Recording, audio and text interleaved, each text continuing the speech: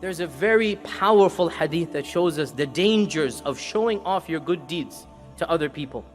And that is the hadith reported in Bukhari and Muslim, in which we learn that the very first people who will be called to task on the Day of Judgment, and the very first people who will be rewarded or punished on the Day of Judgment, will be the Hafidh of the Quran, the martyr, the shaheed, and the one who gave of his money all the time for the sake of Allah. These are the first three people whom Allah will call in front of Him. And as everybody is looking at them, they will think Allah is honoring them, Allah is rewarding them, Allah will give them the first share of the pie of Jannah. So Allah will ask this Hafidh, why did you memorize the Quran and why did you recite at these gatherings and at these masajid? Why did you go and do this? So the Hafidh will stand up with pride and he will say, oh Allah, I did it to bring honor to your book.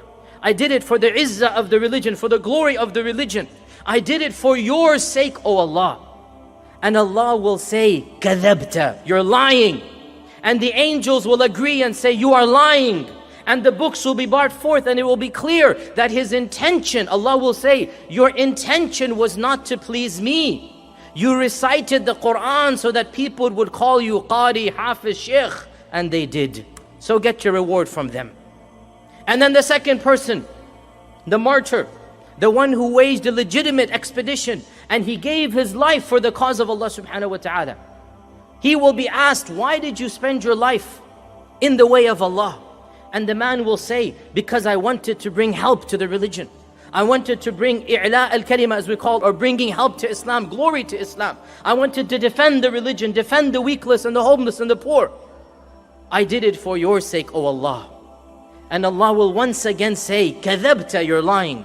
And the angels will testify you're lying. And Allah will say, you only did it so that people could call you, mashallah, mujahid, mashallah, brave man, mashallah, you've done so much. And the people did. You got your reward from them, none from me. And the same with the third person, that he will say, I gave of my money to be a generous person for your religion. And Allah will say, you only did it so that you could be known in the community, so that people would call you generous. And that is exactly what they did. And then Allah will punish these three in front of all of the creation, and they will be the very first people to enter the fire of hell, wal-iyadu billah.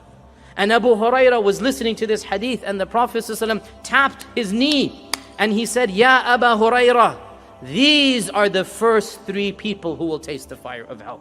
The Hafidh and Qadhi, and in one riwayah says the scholar and the orator. May Allah Azza wa Jal protect all of us.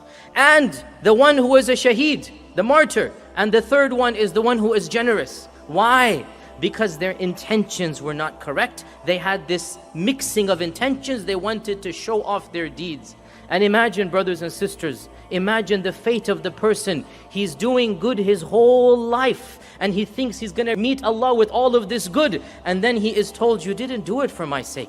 You did it for your own ego. You did it to inflate your own prestige on the people. Why are you wanting me to reward you when you didn't do it purely for my sake? Imagine the fate of that person. And therefore, brothers and sisters, we need to make sure we are not that person. We are not that person on the Day of Judgment who is told you wasted your whole life and all of your deeds will be thrown back at your face.